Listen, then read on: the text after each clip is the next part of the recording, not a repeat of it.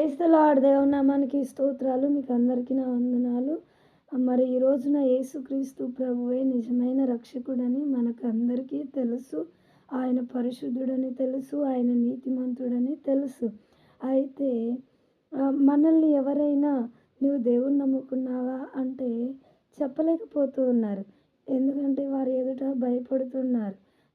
అదే రీతిగా చాలామంది భక్తులు మరి ధైర్యంగా నేను నిజంగా దేవుణ్ణి నమ్ముకున్నాను అని చెప్పేసి చెప్పగలుగుతున్నారు.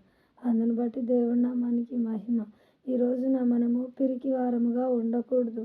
దేవుడి కోసము ధైర్యవంతులుగా ఉండాలి. దావీదు కూడా అలాగే ఉన్నాడంట.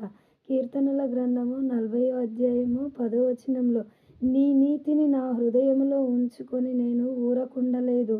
నీ సత్యమును నీ రక్షణను నేను వెల్లడి చేసి ఉన్నాను. నీ కృపను నీ సత్యమును మహా సమాజమునకు తెలుపక నేను వాటికి మరుగు చేయలేదు అంటున్నాడు.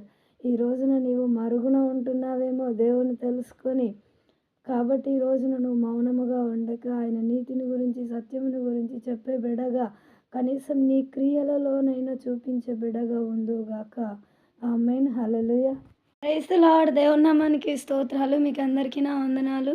మరి అనేక మార్లు నాకు నా జీవితంలో ఎన్నో అవసరతలు కలిగినప్పుడు మరి నా ఆలోచన ప్రకారము నా స్నేహితులను నా యొక్క బంధువులని అడిగినప్పుడు అంతగా నాకు సహాయము దొరకలేదు. దొరికినా కానీ అంతగా తృప్తి పడలేదు. కానీ దేవుని యొద్ద ప్రార్థన చేసి అడిగినప్పుడు నాకు చాలా సంతోషం కలిగి ఉన్నది. అంతకంటే ఉన్నతమైనటువంటి సహాయము కూడా నాకు దొరికి ఉన్నదనమాట.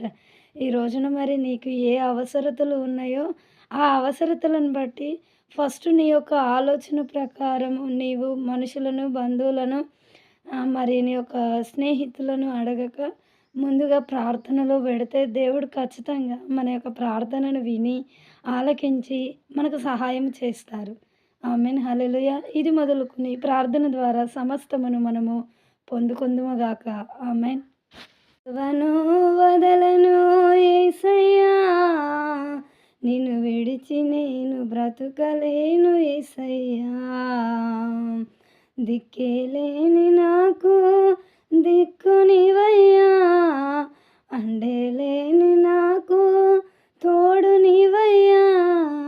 కనికరించి కాపాడి నా దైవమైనవయ్యా. విడువను వదలను యేసయ్యా, నిన్ను విడిచి నేను బ్రతుకలేను యేసయ్యా.